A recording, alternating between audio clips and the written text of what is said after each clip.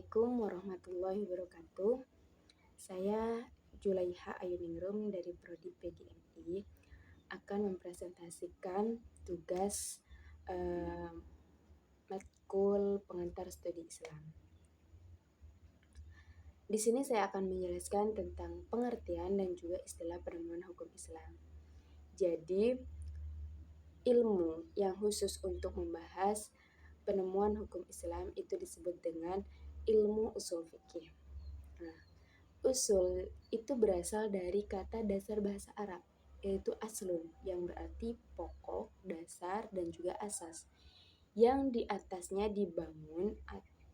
atasnya sesuatu dibangun atau didirikan. Nah, fikih itu adalah hukum. Nah, secara ilmiah, di usul fikih ini didefinisikan oleh beberapa ahli, di antaranya yaitu Al-Imam Muhammad Abu Zahra. Beliau berpendapat bahwa usul fikih adalah ilmu tentang kaidah-kaidah yang memberikan gambaran tentang metode penemuan hukum yang praktis dari sumber yang rinci. Jadi dari ilmu ini kemudian muncullah metode penemuan hukum.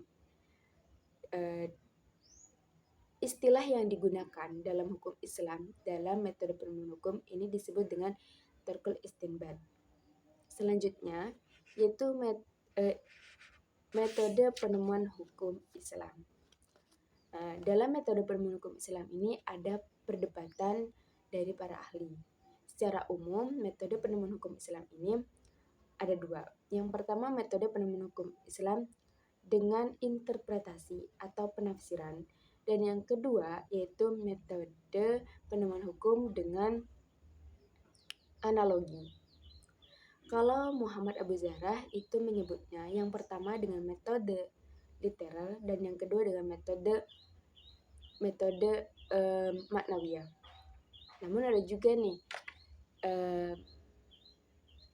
para ahli hukum Islam yang modern, mereka itu berpendapat bahwa metode penemuan hukum Islam itu ada tiga.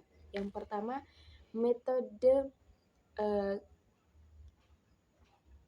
kiasi, yang kedua bayani, dan yang ketiga istislahi.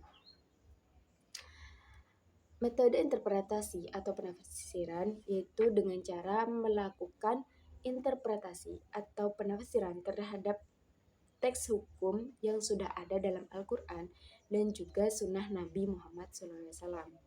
Nah, jadi metode ini itu hanya berlaku ya pada kasus yang sudah ada teksnya. Ya cuman ya agak kurang jelas seperti itu. Sedangkan metode kausasi yaitu digunakan untuk menemukan kasus-kasus yang belum ada teks hukumnya.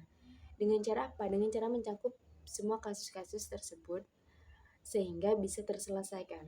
Nah, metode kausasi ini ada dua. Metode kiasi dan juga metode teologis. Seperti itu. Metode kiasi yaitu penyamaan penyamaan hukum kasus baru dengan hukum kasus lama karena ada kesamaan ilat.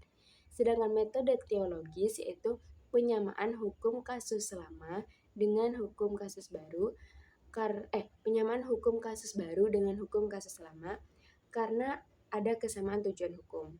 Selanjutnya itu metode penyelarasan, sinkronisasi. Dalam metode sinkronisasi ini dibagi menjadi tiga.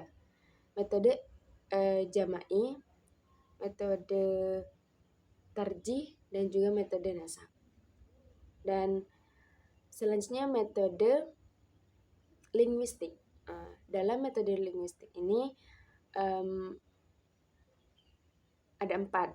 Dalam hukum Islam ada 4 segi. Yang pertama itu tingkat kejelasan pengertian teks hukum. Dan yang kedua itu pola-pola penunjukan kepada hukum yang dimaksud.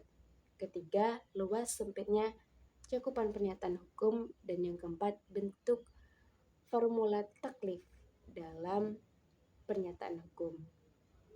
Nah, jadi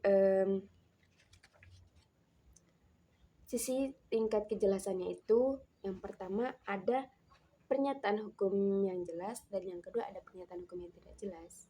Seperti itu. Sekian presentasi dari saya. Kurang lebihnya mohon maaf. Terima kasih. Wassalamualaikum warahmatullahi wabarakatuh.